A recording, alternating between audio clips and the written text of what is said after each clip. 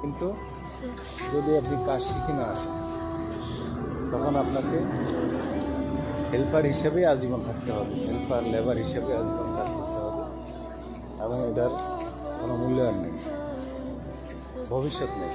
কিন্তু যদি আপনি যে কোনো একটা কাজ শিখে আসেন, আপনি এখানে পর্যায়ক্রমে মোয়াল্লেম হতে পারবেন, ওস্তাদ হতে পারবেন, ওস্তাদের পরে আপনার ফোরম্যান হতে পারবেন, এরপরে ইঞ্জিনিয়ার হতে পারবেন ওই কাজের উপর দক্ষতার ভিত্তিতে।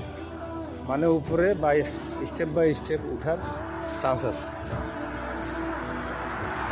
আর কোনো কাজ যদি না শিখে আসুন তাহলে আজীবন লেবার হিসেবে থাকতে হবে।